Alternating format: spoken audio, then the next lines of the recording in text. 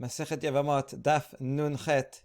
Today we're going to be further discussing the machloket between Rav and Shemuel. We're going to attempt to find a parallel between this machloket and the machloket in our Mishnah.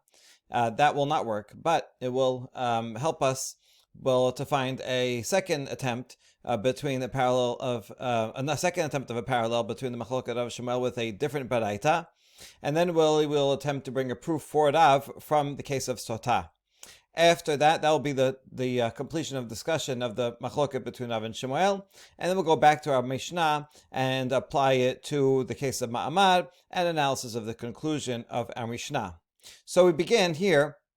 Rav and Shemuel, let's remind ourselves, if someone does chuppah without kiddushin, just a single man and woman, they go ahead and jump straight and they have yichud together, since in a case where there is kiddushin and then chuppah, even without bi'ah, that chuppah may or may not be effective in affecting a marriage, so too, perhaps we could say that chuppah, meaning this type of yichud, that they're alone together in this canopy, maybe it will be as effective as bi'ah. Rav says it is, and Shemuel says it's not, such that it will affect if they are two people who would be prohibited from marrying each other, kohen and divorcee.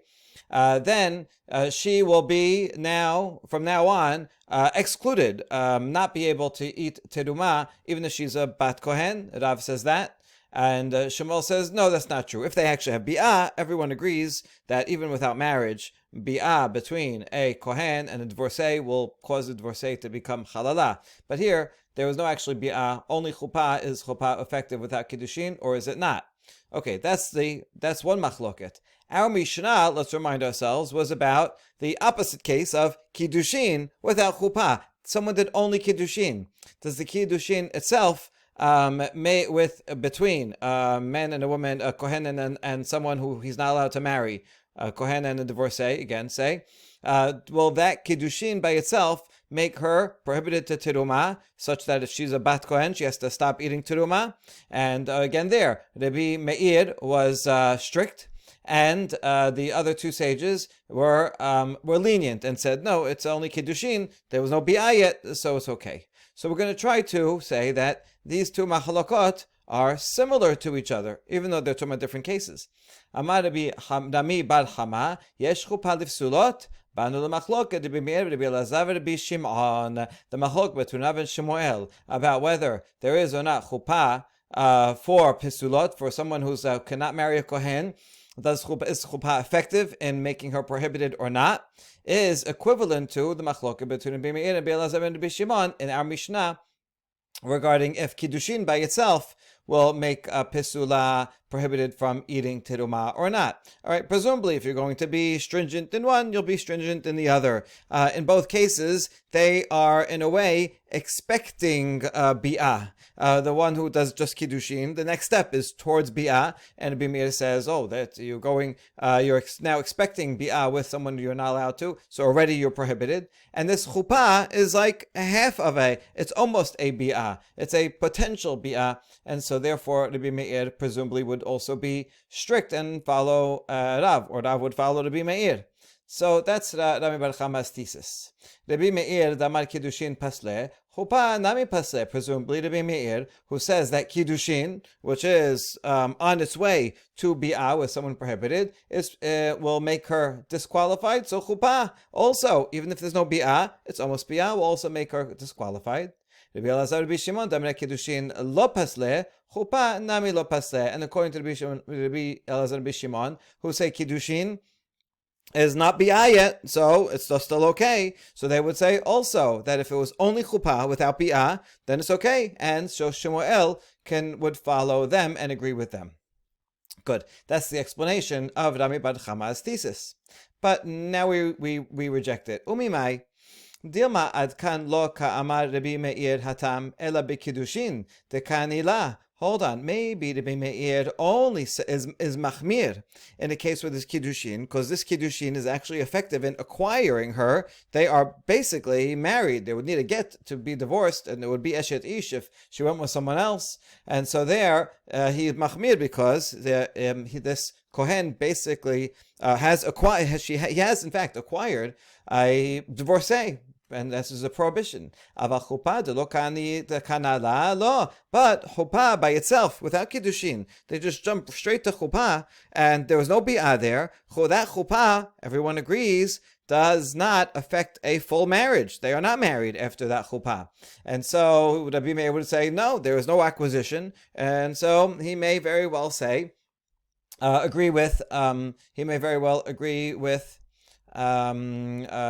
Shemuel, who says that the chuppah is not effective and she can continue eating terumah if she is a bat kohen.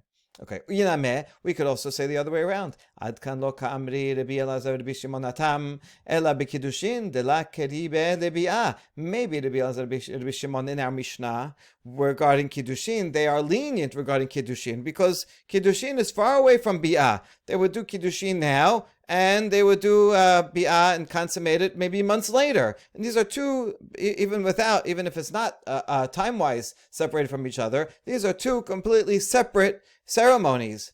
Even if we do them only 5 minutes apart nowadays, but they're completely separate ceremonies, and so that's why kiddushin that didn't do anything. So they're lenient, and she can continue eating terumah. However, chuppah, which is nearly synonymous with bi'ah, right? It's a potential there in yichud together, and they're private, and this is the expectation. And when they're in the chuppah, so this is pretty close time-wise and association-wise to bi'ah itself, and so they may very well agree with Rav and be stringent in the case of chuppah only. So, you know what, Rami Bar Chama, sorry, it was a good attempt to make these two cases parallel, but in fact, you can argue the very opposite way. Okay, but so instead we're going to go to part B and try to bring a parallel with a different baraita altogether. Again, we're looking now for another parallel that Rav, who says chuppah is effective by itself, and Shemuel says no, it's not effective in making someone prohibited to eat terumah if she was a bat kohen. If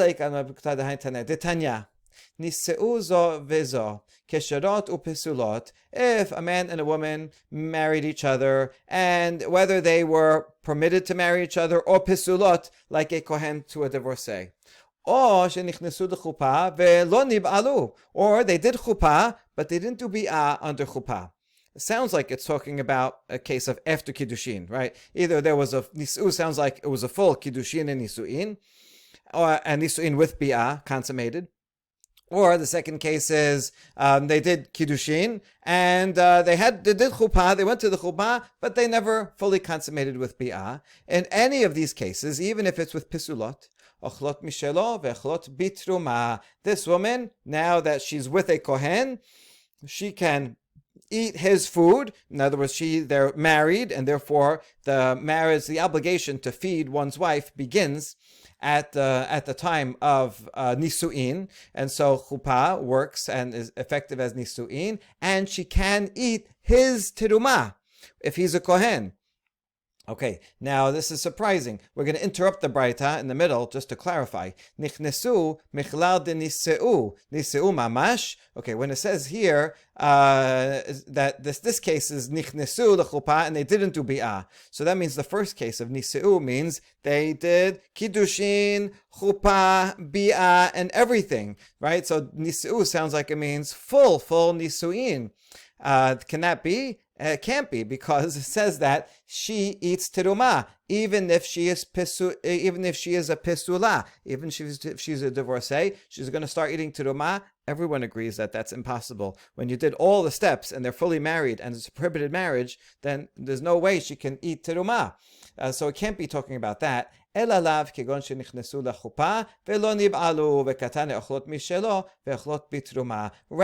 what looked like two cases in the Baraita, the Gemara wants to interpret it as all one case. When it says nis'u zo lazo, and this aw is not really an aw, it's a kegon. It's explaining the case that they were not fully married. What does it mean, nisu? Not fully married, but only did chuppah, but they did not actually consummate and do bi'ah when they were in the chuppah room.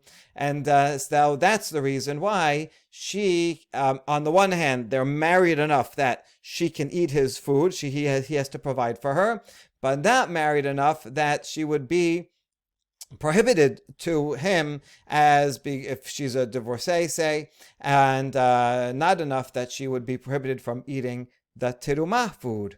Okay, so what do you see from here is that even in a case where there's kiddushin and then chuppah, she can eat. That would fit only with the opinion that says chuppah is not effective, right? Now, Shemuel originally said his case regarding a chuppah without kiddushin, but this baraita, the Tanakh Kama in this baraita says, even if there is kiddushin, the chuppah is not effective in prohibiting her if there's no bi'ah. So this seems like it would certainly agree with Shemuel, and actually this stands at the end of the day. Okay, so now here's the other opinion. We go back to the Braita. Rabbi Ishmael ben Osher, Rabbi Yochanan ben Beroka Omer, Kol shebi'ataha ma'achilataha, chupata ma'achilataha, v'chol she'en bi'ataha ma'achilataha, and chupata ma'achilataha. He has a rule. Anytime that if they did bi'ah, then she would be able to eat from his terumah, then the chuppah is also effective in allowing her to eat from his terumah. And if the bi'ah is not effective in allowing her to eat from his terumah, then the chuppah also is not effective in allowing him to eat from his terumah. In other words, according to Ishmael, the son of Rabbi Yochanan ben Beroka, bi'ah and chuppah are the same. Chuppah is as effective as bi'ah, and therefore it wouldn't matter. He was disagreeing with Tanakh Kama, and it says whether there was full nisu'in or even if there was only chuppah without bi'ah, she would not be able to eat his terumah because bi'ah, if they did bi'ah, then there would be a prohibited relation. She's pisulot. And so even if they just do chuppah, that's also prohibited. And so that's a pretty explicit statement saying chuppah is effective. So it looks like Shemuel is like Tanakh Kama, and Rav is like Rabbi Ishmael, the son of Rabbi Yochanan ben Beroka. So now that's the thesis number 2, but we will question at least the second part of it. Mimai dilma Rabbi Ishmael beno shel Rabbi Yochanan ben Beroka ke Rabbi Meir sevira le damar kiddushin lo achla. Hold on, there's no proof to this. Maybe the reason why Rabbi Ishmael ben Beroka says the chuppah is effective here is actually not because of the chuppah, but rather because there was already kiddushin beforehand, and already from the stage of kiddushin, he follows Rabbi Meir, who says if a divorcee does kiddushin with a kohen, she has to stop eating terumah from if she was a bat kohen, and so she is pisula, and she will not be able to take part of the terumah of her husband already from the time of kiddushin, and so for sure if there's chuppah, and that's really what he was saying. That's the reason he agrees with Rabbi Meir. That's why he prohibits here, and not because he agrees with Rav, who says chuppah is effective. Now we challenge this. Hi, kol she'en bi'ata ma'achilata en chupata ma'achilata. The language doesn't fit so well if that's really the interpretation. Instead of Rabbi Ishmael writing what is in the Baraita, anytime the bi'ah causes her not to eat, so too the chuppah will cause her not to eat. It should have rather said, anytime bi'ah, if they had bi'ah, that would stop her from eating, so too kaspa, if she accepts money for kiddushin, also that will stop her from eating. If he agreed with Rabbi Meir, then that's really what he should have written. So it doesn't seem this interpretation does not seem to fit into the words. But we justify the wording. Maybe since Tanakh Kama was talking about chuppah, so he also mentioned chuppah. But indeed, he just for parallelism's sake, said pi chuppah again. But really, if you asked him, he said, actually, why can't she eat? Oh, because the kiddushin already they had. She's prohibited from kiddushin, and she's a pisula. So they're on the way to a marriage that's pasul. Rabbi Meir says already she becomes pasula to eat terumah, and that's the reason. So there's not necessarily a proof from here that the machloket matches up, although we only rejected the second half. The first half seems to stand up just fine. In the next section, we are going to bring a proof for Rav from a Mishnah in Masechet Sota. So proof for Rav that chuppah is effective. It's a rather long and complex proof, and we're going to see that there are in fact 3 other explanations of this Mishnah, the last 2 of which show that this is not a proof. So in the end will be different interpretations of this Mishnah.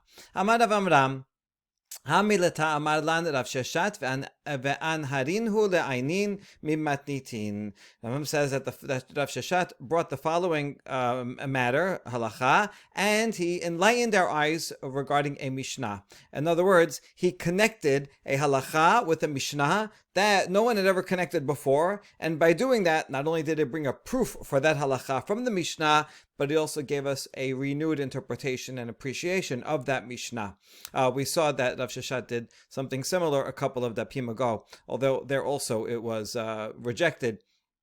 Okay, so let's see what he says. Yesh chuppah livsulot. He's going to prove that chuppah is effective, like Rav, such that if a kohen and divorcee have chuppah, even without kiddushin, it seems to be the same with kiddushin or without kiddushin before. The point is that chuppah without biyah is effective in making them as if they had biyah, and therefore making her prohibited from eating terumah even if she was a bat kohen. He's going to prove that Rav is correct. Vetana tuna from a Mishnah in Masechet Sota that says, Amen shelo satiti arusa unsua shomeret yavam uchnusa.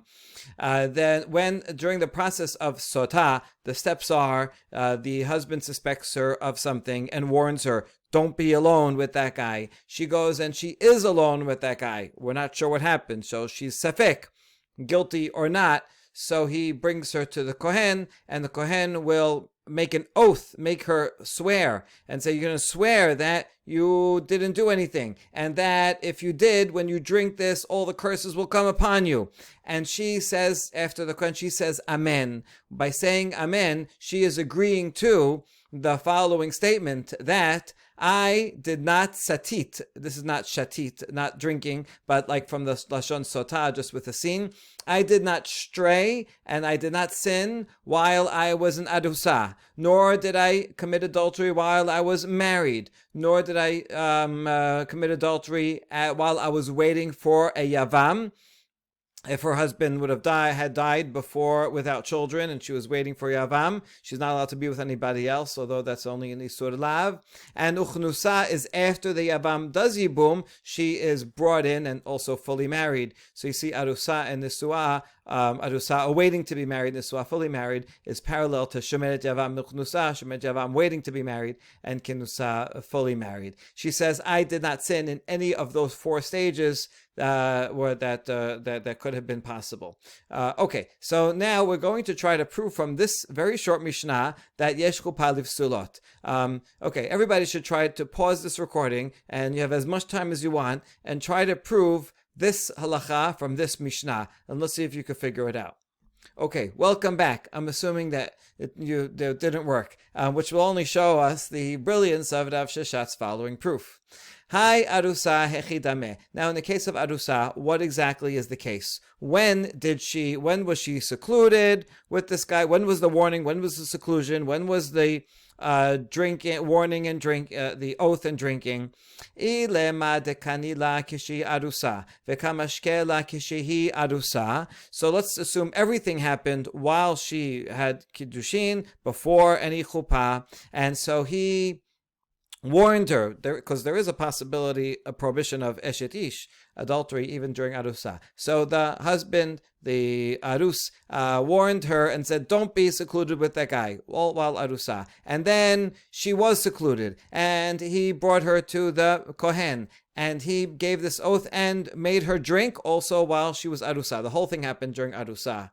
That can't be because we know arusa bat mishtayahi v'hatenan arusa v'shemeret yavam lo shotot ve'lo notlot ketubah. We have a Mishnah that says someone who's only arusa and also shemeret yavam, right? These, the first one and the third one, do not drink. Now, it doesn't mean that they necessarily didn't sin. The point is she cannot prove her innocence by drinking, and so therefore we have to suspect she may be guilty, and therefore he will have to divorce her, and she will not get a ketuvah. Not collect a ketuvah. The point is that the whole procedure of sota is only effective, can only be applied to a nesuah, not to an arusa. This actually is going to be key to the final proof, because we're going to have to find the case where she actually is nesuah. Even though it calls her arusa. So it can't be that that's the case. Ela dekani la keshehi arusa vistatera vekamashke la keshehi nesuah. So it must be that he warned her while she was an arusa, and she was alone with the guy she wasn't supposed to while she was an arusa. And then they got married, and he brought her to the Kohen and as a nesuah. That's when they did the sota process. So that's why it could be, right? Because here just as arusa cannot drink, but a nesuah can drink. But then we ask about that. Mi bat kela maya. In such a case, would the sota ritual even be effective? V'hatanya v'nika ha'ish me'avon. The pasuk regarding sota says that the man has to be clear of iniquity, and in order for the sota to work. In other words, if he is guilty of something, of going astray or something, or doing something wrong, then the sota waters do not check her. And now, so what problem would he have in this case? What did he do wrong? Only when he is free of sin, right? He can't be a hypocrite and accuse her while he sinned also. So only when he is free of sin, then the water checks her. But when he is not free of sin, then it does not check her. Now, what happened in this case? He warned her, and she was secluded with this guy, which means she is a safek sota. Well, he's not allowed to marry a safek sota. We just said here he has to divorce her, and although he doesn't have to pay her ketubah, he does have to divorce her. He's not allowed to marry her after such an accusation, and she in fact went against the warning and was secluded with him. So he did something wrong by marrying her, and therefore the sota waters will not be effective, will not check her. So that can't be the case either. Ela dekani la keshehi arusa vistaterav nichnesa lechupa velo nibala. Rather, and here's the clincher of the proof, it must be that she was arusa and he warned her while during erusin, after erusin, and she went ahead and was secluded with this guy that she wasn't supposed to during the erusin, and then he did not sin because he didn't do bi'ah with her. He just brought her into a chuppah. That's all. Veloni bala, but without bi'ah. So in this case, he didn't have any sin, and they are married enough that you can say the sota waters work. Right? Because up here we said arusa does not drink. Only a nesuah drinks. So in other words, she is considered a nesuah, even though they only did chuppah and not bi'ah. So this proves that just like here, she can drink as a married woman, even though there was no bi'ah. That shows that yesh chuppah, that chuppah is effective, and that is a proof from this Mishnah to Rav. So really, very brilliant to go through all these steps and show it can't be any other possibility. It must be this one. And that Mishnah from Sota is a proof for Rav. Okay, there you go. That is Rav Sheshat's proof. Amar Rava, but Rava is going to challenge it. V'tizbera daha metarastahi. Rava challenges and says, do you think that Mishnah is accurate and it can be relied upon? There's a problem with that Mishnah. V'haki ata Rabbi Acha bar Chanina midaroma ata v'aite matnita bideh. Similar to the structure we had a couple of dapim ago. Rabbi Acha came from the south and he brought a baraita with him that we didn't know before. And then the Baraita says, "Me bal ade ishech," a pasuk in the context of Sota, where she is being warned and challenged. This is Va'at kisati tachat ishet. Listen, if you have gone astray while in your husband's house. V'chinit met vayiten ish bach et shechobto mibad ade ishech. And if a man was with you while you were with your husband, other than your husband. So if that, then you're going to be guilty. So what do we learn from here, from this pasuk? Only mishe kadma shechibat baal laboel. Only the sota only works when the husband had bi'ah with her first, and then some other guy committed adultery with her. Because that says, did this man come upon you besides your husband? Besides, meaning the husband was already there before that. And not that, it can't be the case where some other guy had bi'ah with her before her husband. And according to your reconstruction, Rava says to Rav Sheshat, it's a case where they did kiddushin with a ring. And then she's living in her father's house, and then they had chuppah without bi'ah, and after chuppah without bi'ah, she went with some other guy. That case, the husband never even slept with her. So the sota would not be effective in that case, would not apply in that case. So Rava says, challenges, and so says, this can't be the case of the Mishnah. Now, we're going to answer this. Amar Rami bar Chama, mashkachat hakigon sheba aleha arusa bebet abiha. So it could be, maybe they did kiddushin, it's true. And after that, they're not supposed to be together until chuppah night. But let's say he goes and sneaks into her bedroom window in her father's house and is with her. Bebet abiyah doesn't have to mean literally in her father's house. It just means before they're married. And he wasn't supposed to, but let's say he does. And he has in mind this is for zinut, for promiscuity, not as a marriage. So in that case, the husband was with her first, although they weren't married yet. And then she goes and cheats on him with some other guy. So that could be a case where the chuppah without bi'ah is sufficient to make them married enough that she can be a sota. Now we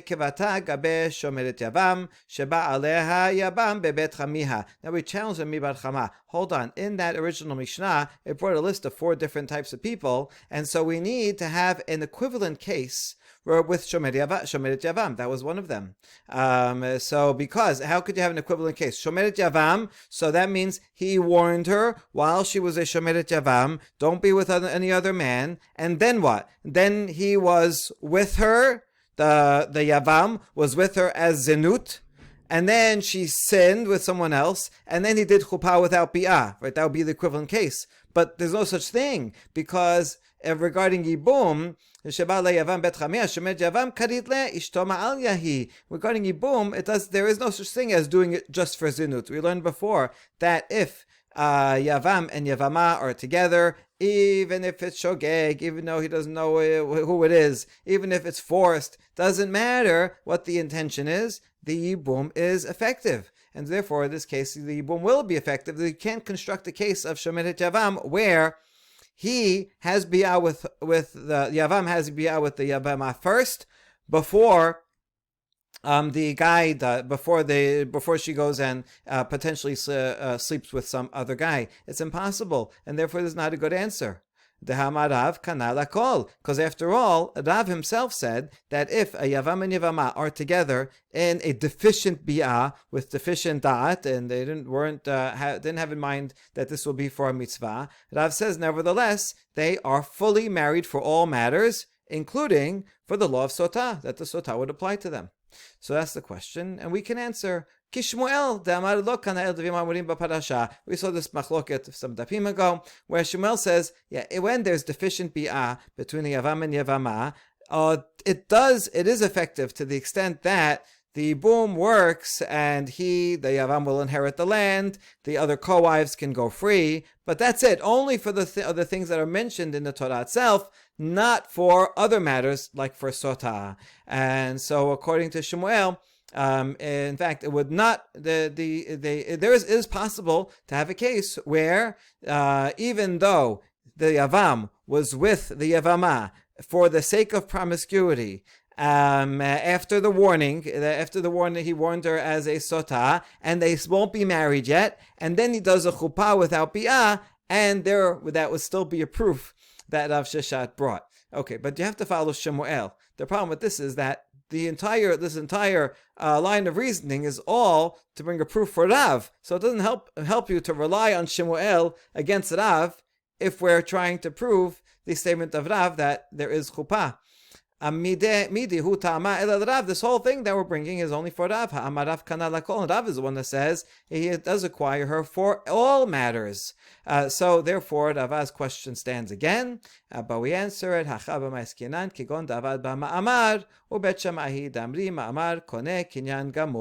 Oh, it could be that this Yavam did ma'amar with her, and now what does ma'amar accomplish?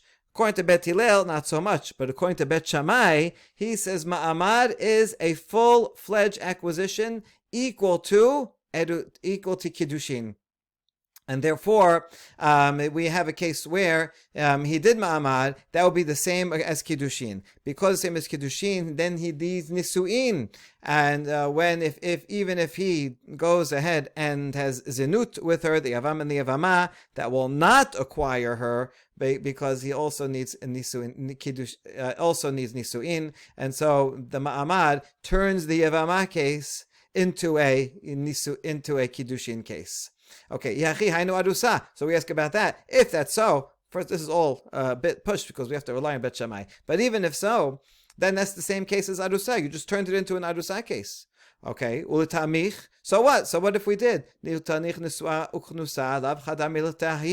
list of 4 cases, remember we showed that the 1 and 2 are parallel to 3 and 4. So nisuah, someone married, is the same as a yavam who takes her yavama fully, and they're fully married. Well, those are also the same thing. So what? So you have the same thing twice. Ela nisuah dideh uchnusa dechabre. Nisuah and kinusa are parallel. Nisuah means he's taking his betrothed as a wife, and kinusa means he's taking his friend, meaning his brother's wife, with yibum. Here too, it's the same thing. Arusa means when he's taking his the person that he wants to marry and doing kiddushin with her, and shomeret yavam is a case where he's doing ma'amad, equivalent of kiddushin, with his friend's wife, meaning his brother's wife after he died. And so yes, it is parallel and the same thing. And that's the finally we can answer Rava's challenge. And right now this stands as a we resurrected Rav Sheshat's proof. This Mishnah in Masechet Sota is a solid proof for Rav's opinion that chuppah is effective. Okay, and because in order for it to be to have a case of arusa, it must be that another case of the case of arusa must be that he warned her during arusa, but you can only do sota when she's married. And if she married with bi'ah, then he already sinned, and sota doesn't work if he sinned, and therefore it must be they did chuppah, so it's enough to be married, and sota water works, even though he didn't sin because he didn't do bi'ah. And there you go. It's all a nice, good proof. All right. However, we have 2 other ways to interpret this Mishnah, in which case it has nothing to do with a chuppah without bi'ah. Rav Papa Amar, Hai Tanahu Titanya. En mekanin la arusa lashkota keshehi arusa, aval mekanin ota lashkota keshehi nesu'am. There is another opinion. Remember all those assumptions we had before going through the cases? Those assumptions were not agreed upon by all, because there's a braita that says, en mekanin la, we do not warn an arusa to have her drink when she is an arusa. But we do give her a warning when she is fully married.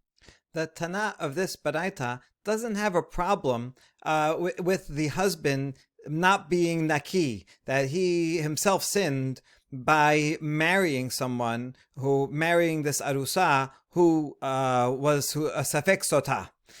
He says even though he did that, the sota waters can still work. He disagrees with that assumption before, that's not a problem. So, according to this Tana, it could very well be that he did kiddushin with this woman, and then he warned her, don't be with anybody else. And he never snuck into her window or anything like that. You don't need any of that. She went and she was secluded with this guy afterwards. He should have divorced her, but he didn't. He married her anyway. and nevertheless, he can make her drink afterwards. So yes, while he agrees that you cannot make a arusa drink, but you can warn her while she's an arusa, and then make her drink afterwards, even after a full nesu'ah. And you don't worry about him sinning by marrying her. And therefore, our Mishnah could be a very simple case of that, where they don't have to say it's chuppah without kiddushin. Say he did chuppah with kiddushin. And after he did that, although he wasn't supposed to, nevertheless, they're married. And then he brings her as a sota for what she did before. Okay, so according to the Papa, there's no need to explain that the Mishnah Sota as being chuppah without biyah, so there's no proof here for Rava. And also, similarly for Rav Nachman bar Yitzchak Amar al yedei Gilgul. Okay, Gilgul is not coming back as a neshama. Rather, Gilgul here means that if she was secluded with a guy while she was during Kiddushin, for that by itself, you can't make her drink. But if she again secluded afterwards, or even if she again secluded after Nisu'in, and then he brings her as a Sota after Nisu'in, then the Sota waters will test her both for her actions as a Nisu'ah and for her actions beforehand as during Erusin. So that's why he didn't sin when he married her. He didn't know what happened, right? He did kiddushin. For all he knows, she was good and she didn't go astray. And he does a marriage, perfect marriage. After the marriage, then he warns her. She secludes with someone. He brings her as a sota. At that point, I said, now that you're being tested, you're going to be tested even for things that you weren't tested before, but even for your behavior before you were married after the kiddushin.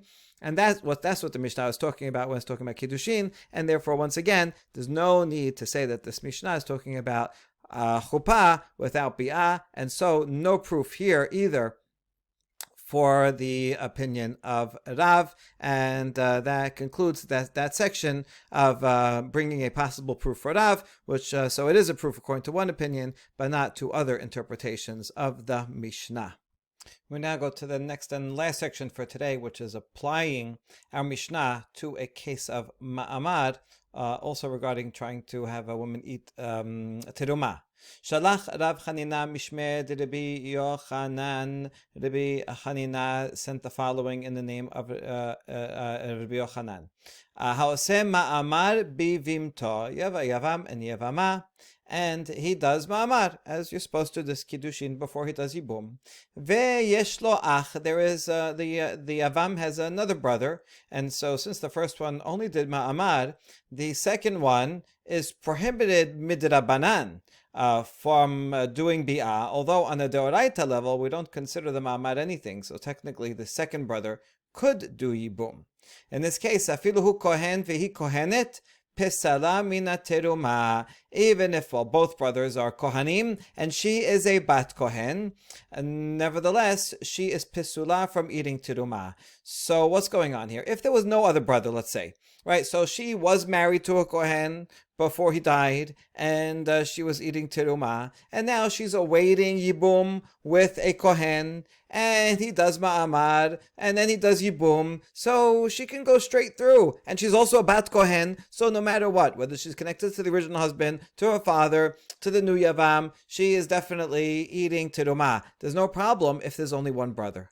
The problem is now that there is another brother, and the first one did ma'amar, and that prohibits the second brother from doing yibum. So now she is awaiting, she's still shomedet yavam, she's awaiting yibum, either with the first one that did ma'amar, and that would be fine, but really, technically, the second brother can also jump ahead and do yibum, and that would be prohibited midrabanan. So because she is awaiting two people, and one of them she is prohibited to, so she's actually awaiting a prohibition.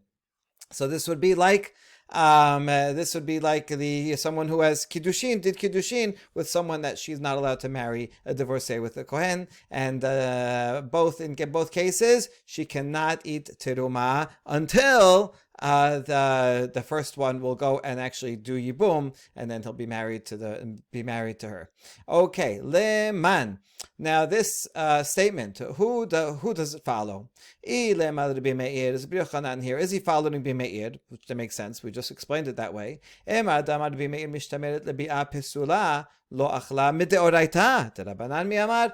on, Rabbi Meir only said his rule if it's going to be a deoraita problem. She's a divorcee, and he's a kohen, and they do kiddushin, even though they didn't do bi'ah yet. She is awaiting bi'ah in a deoraita prohibition. Then already during kiddushin, she becomes pisula. But Rabbi Meir only said that for a deoraita case. In this case, it's only the rabbanan problem if the second brother goes and does bi'ah with her. So Rabbi Meir may very well say no, this case is fine. So all right, who else is it going to be? Rabbi Shimon? Is it going to be the ones who permit? Even in a case of a pisul doraita, since they permit in our Mishnah a case of a woman who is awaiting bi'ah with in a doraita prohibition, divorcee. So in this case, and she eats, she can continue eating terumah. So in this case, where it's only the rabbanan problem, would they even need to say that they permit?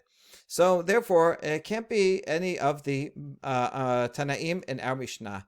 Ela ki ata Rabin Amar asa b'ma'amar bivimto divrei hakol achla. Yesh lo ach halal divrei hakol ena ochelet. Lo nechleku ela shenatan la get. So Rabin came and he clarified the Rabbi Yochanan statement. Right, we've seen this happen before. Rabbi Yochanan says something in Eretz Yisrael, and we get different versions of his teaching by the time they get to Bavel. So Rabbi Rav Chanina was one version, and here's another version that will clarify the matter. If he does ma'amar, Yavam does Yevamah with his does ma'amar with his Yevamah, and that's it. And there's no other brothers, so everyone agrees she can eat the whole time because she's awaiting a permitted relation, and she's a bat kohen herself, so everything is fine. And now, if he has a brother who is a halal, so this is a problem. The brother, let's say his father is the same kohen, they're paternal brothers, and his mother was herself a halala or something like that. His mother was a divorcee.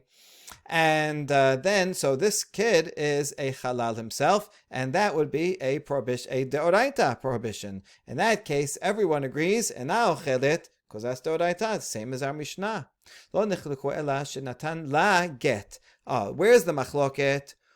Where the Yavam, there's only one Yavam, and he gives the Yevamah a get. Now a get only severs them on the Rabbanan level, that they can't do Yibum, but she still requires Chalitza. So what would be her status in that case? Rabbi Yochanan Amar Ochelet. He says, she can eat Terumah because the get is enough to send her back to her father's house. Right? Because they can't do Yibum after that. She still has some Zikad, they're going to wait in Chalitza, but she's not awaiting Bi'ah, and therefore, the get is sufficient. She goes back to her father's house and eats Tirumah. Resh Lakish Amad ena ochelet. Resh Lakish says, no, she can't. She's still stuck in this in-between state because she still has a Zikah to someone that she can't actually marry, so she's not yet in her father's house. She can't be with this guy, and now, therefore, cannot eat. Okay, now this is what Rabbi Yochanan taught, and now let's try to see if these two opinions match up at all with the two opinions in our Mishnah.